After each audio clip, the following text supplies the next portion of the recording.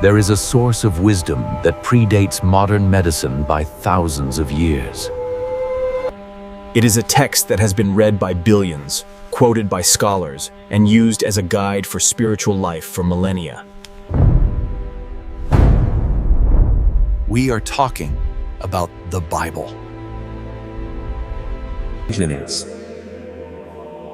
For most people, the Bible is a book of faith, history, and morality. But for a nutritional anthropologist or a doctor looking for the secrets of human longevity, The Bible is also a fascinating historical record of a diet that sustained a civilization in a harsh desert environment.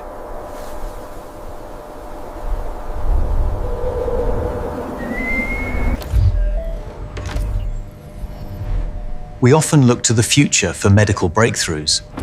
We look for new synthetic drugs, new surgical techniques, and new supplements created in a lab. But sometimes the answers we are looking for, specifically when it comes to preserving the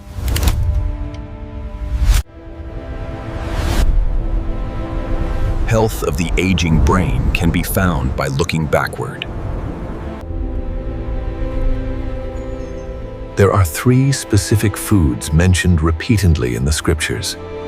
Foods that were considered staples of the ancient Israelites.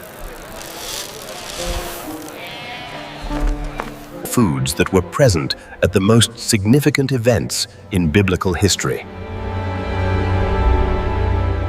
And foods that were treated not just as sustenance, but as sacred gifts.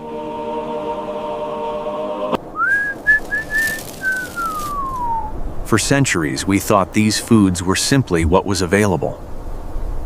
But modern science has now put these ancient staples under the microscope. And what they have found is nothing short of miraculous. These 3 foods contain specific molecular compounds that are perfectly designed To protect the human brain from inflammation, to repair damaged neurons, and to clear out the toxic plaque that leads to Alzheimer's disease. It turns out that the diet of the ancients was actually a neuroprotective diet. In this comprehensive video, we are going to bridge the gap between ancient scripture and modern neuroscience. We will reveal the 3 biblical foods that science now recommends for brain health. We will explain the exact biological mechanism of how they work.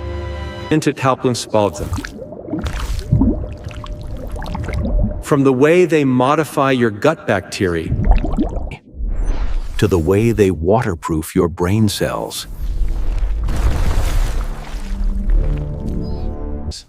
And stay with me until the end, because we will also discuss the biblical protocol of eating. The way these foods were consumed, specifically the timing and the combination, which might be just as important as the foods themselves.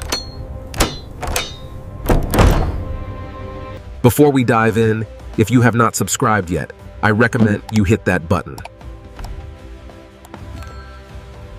And turn on the bell so you never miss another health tip made just for you. If you enjoyed this video, type 1 in the comments. If not, type 0. To let me know how I can make better content for you.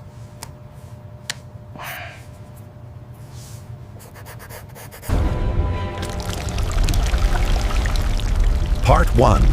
The liquid gold of the ancients. The first food is mentioned over 140 times in the Bible. It was used to light the lamps in the temple.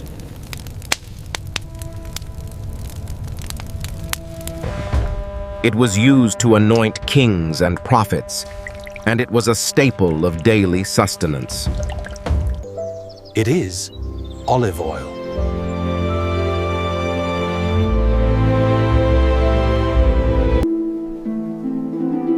In Deuteronomy, the Promised Land is described as a land of olive oil and honey. But the ancients did not just use it for cooking. They used it as a medicine for wounds and for soothing the skin. Modern science has now vindicated this ancient practice, specifically regarding the brain. The brain is an organ that is extremely susceptible to oxidative stress. This is essentially rusting. The brain consumes 20% of your oxygen and produces a massive amount of free radicals, waste products that damage cells. To fight this rust, you need a powerful antioxidant. Extra virgin olive oil contains a specific phenolic compound called oleocanthal. Oleocanthal is a biological marvel. When scientists first isolated it, they realized that its molecular structure was incredibly similar to a modern drug, ibuprofen. Oleocanthal is a natural, non-steroidal anti-inflammatory. It blocks the same pain and inflammation pathways as the drugs we take for headaches, but it does so without damaging the stomach lining. But here is where it gets revolutionary for the senior brain.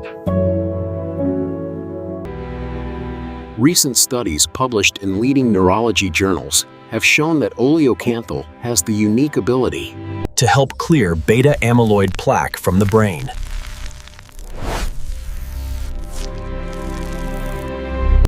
Beta amyloid is the sticky protein that clumps together in the brains of Alzheimer's patients, blocking the signals between neurons and eventually killing them. Oleocanthal alters the structure of these proteins, preventing them from clumping and making it easier for the brain to wash them away.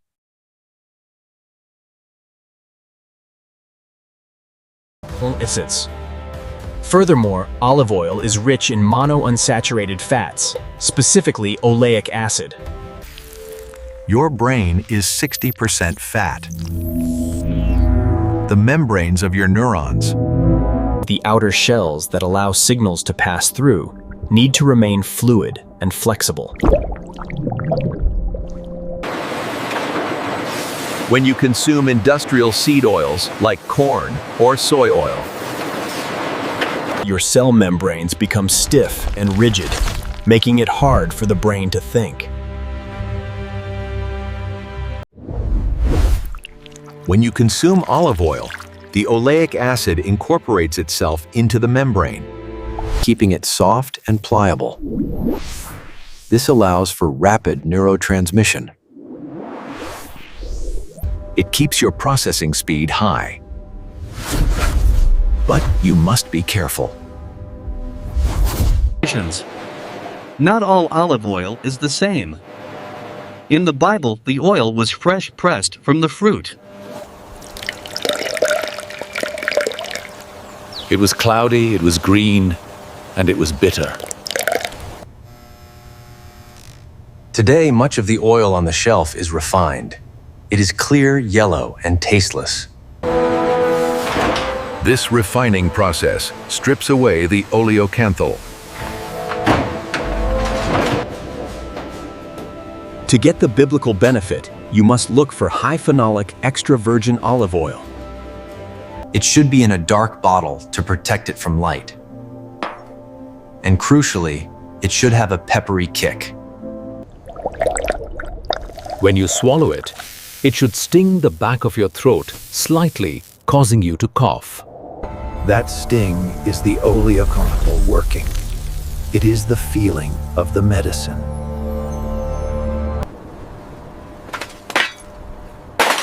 If your oil is smooth and tasteless, it is likely dead oil. Part 2. The fruit of the high priest. The second food is perhaps the most visually striking fruit in the Bible. It was so revered that images of it were woven into the hem of the robe of the high priest. It is mentioned in the Song of Solomon as a symbol of vitality and life. It is the pomegranate. For thousands of years, the pomegranate was seen as a symbol of fertility. But modern science has discovered that this fruit is actually a symbol of regeneration, specifically for the mitochondria. Mitochondria are the tiny power plants inside every cell in your body. They take the food you eat and turn it into energy. Your brain has the highest concentration of mitochondria. Because thinking requires massive amounts of energy. As we age, our mitochondria become damaged and inefficient. They become like old, dirty engines that produce more smoke-free radicals than power. This mitochondrial dysfunction is a primary driver of brain aging and fatigue. The pomegranate contains a unique class of polyphenols called L-argitannins. When you eat a pomegranate or drink the juice, these L-argitannins travel to your gut. And this is where the miracle happens. Your human cells cannot absorb L-argitannins directly, but the bacteria in your gut, the microbiome, can. If you have the right gut bacteria, and they eat the pomegranate and convert it into a new compound called urolithin A. Urolithin A is a postbiotic that has a superpower. It triggers a process called mitophagy. Mitophagy is the cellular recycling of old mitochondria. It tells the cell to identify the old, broken, dirty power plants and break them down. And build brand new, efficient ones.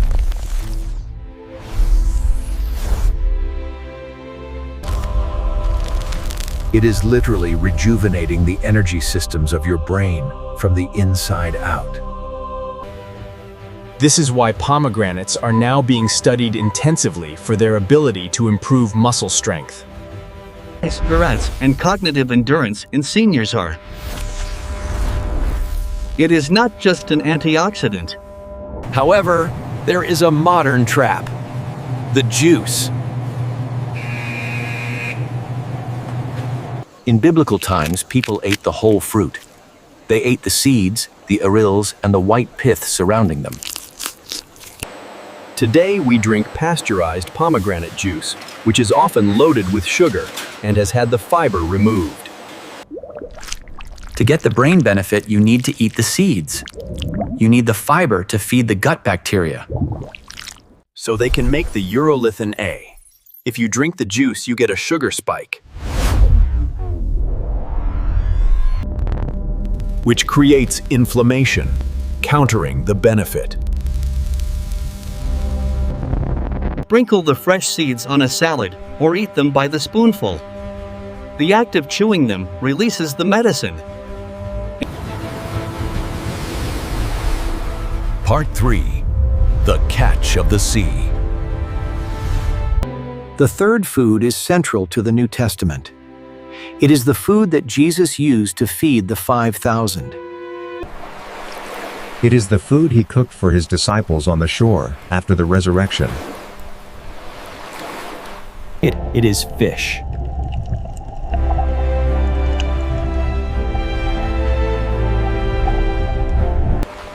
Now, the fish eaten in biblical times, specifically around the Sea of Galilee, were likely species like tilapia, also known as St. Essence. While modern tilapia is often farmed and fed corn, making it inflammatory. Wild fish from a clean... Specifically DHA, docosahexaenoic acid. We have spoken about DHA in other videos, but its importance cannot be overstated. DHA is not just a food for the brain. It is the structural component of the brain. A huge portion of the physical matter of your cerebral cortex is made of DHA. You cannot build a brain without it. In the ancient world, fish was one of the few reliable sources of this critical fat.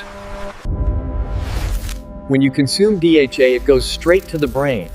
It integrates into the synapses. The gaps between neurons where communication happens. It facilitates the release of neurotransmitters like serotonin and dopamine. But it also acts as a fire extinguisher.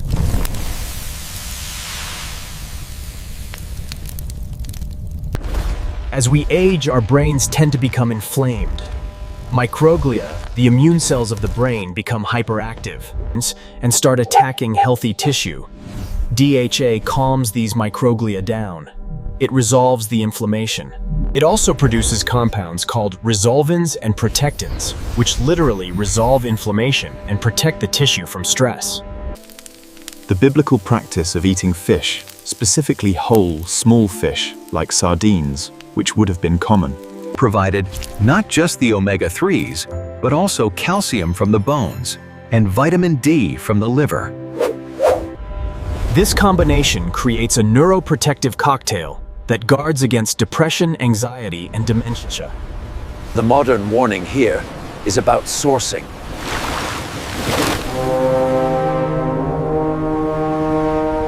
The Sea of Galilee in the 1st century was clean. Our oceans today are polluted with mercury and plastic. Penguins about. To eat fish the biblical way in the modern world, you must choose wisely. Avoid the large predatory fish, like swordfish or shark, which accumulate toxins. Choose the small, humble fish. The sardines, the anchovies, the mackerel, and wild-caught salmon. These fish live short lives and do not accumulate mercury.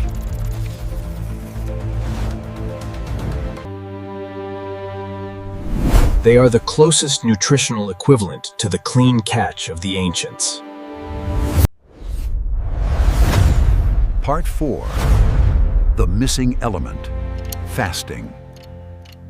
We have talked about what they ate, but we must also talk about what they did not eat. The biblical diet was not a 24-hour buffet. Food was sometimes scarce. There were seasons of plenty and seasons of lean. Fasting is mentioned over 7 times in the Bible. But biologically, fasting is one of the most powerful tools for brain health. When you go without food for a period of 12 to 16 hours, your body shifts metabolic gears. When you burn fat, you produce ketones. Ketones are a super fuel for the brain. But fasting also triggers autophagy. Autophagy is the same concept applied to the whole cell. It finds old, damaged cells, misfolded proteins, and cellular trash. And Today we eat constantly. We snack from the moment we wake up until we go to bed. Our bodies never get a break. They never enter autophagy. Our cells become clogged with debris. By reintroducing a gentle form of fasting, perhaps simply by not eating after dinner. Part 5. The bread of life versus the bread of disease. We cannot talk about biblical food without talking about bread. Bread is often called the staff of life in the scriptures. But the bread they ate was fundamentally different from the white, fluffy, sliced bread in your grocery store. Ancient bread was made from ancient grains, like emmer einkorn or barley. But the most important difference was the preparation. Ancient bread was almost always fermented. It was sourdough. The bacteria in the sourdough starter eat the sugar in the grain. They break down the gluten.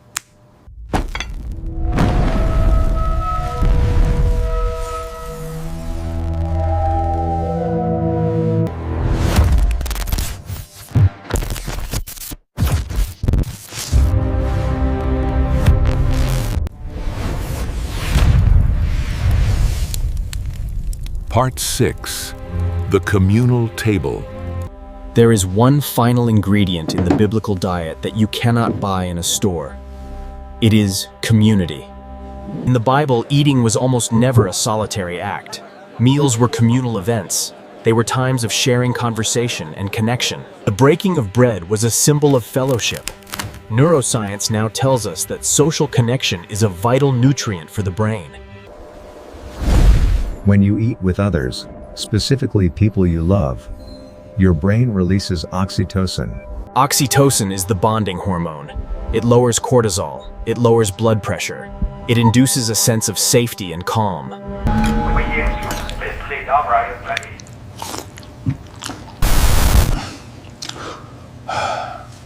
Your blood moves away from your gut. Your digestion shuts down. You do not absorb the medicine from your food. To truly eat for brain health, you must try to share your meals. It stimulates the social centers of the brain. Part 7, the protocol, the daily application. Step 1. The morning oil. Start your day with a tablespoon of high-quality extra virgin olive oil. Step 2. The fruit of life. Incorporate pomegranate seeds into your diet, specifically when they are in season. Step 3. The clean protein. Aim to eat fatty fish at least twice a week, sardines on toast, or salmon. Step 4. The ancient rhythm. Try to eat within a 12-hour window. Step 5. The bread swap. If you eat bread, switch to authentic sourdough. No yeast, no sugar, no oil. Step 6. The table. Make an effort to eat with others. Sit down. Give thanks for the food. Part 8, the warning, the false idols. We must be careful not to fall for modern imitations. There are products marketed as biblical foods that are nothing of the sort. Olive oil that is cut with vegetable oil. Pomegranate juice that is actually apple juice with flavor and red dye. You must be a vigilant consumer. Read the labels. Look for purity. The medicine is in the integrity of the food. If it has been processed, it has lost its power. Conclusion. The wisdom of the ages.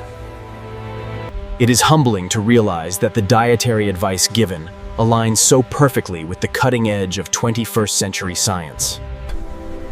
They understood that food was a gift, and that treating it with respect was a duty. For the modern senior facing the epidemic of neurodegenerative disease, these ancient foods offer a lifeline. You do not need a prescription. You just need to go to the grocery store with new eyes. Remember that you are partaking in a tradition of health that has sustained humanity for generations. Now I would love to hear from you. Do you use olive oil daily? Share your experience in the comments below. And do not forget to like, share, and subscribe for more content dedicated to protecting your brain, your heart, and your future. Thank you for watching, and take care of yourself.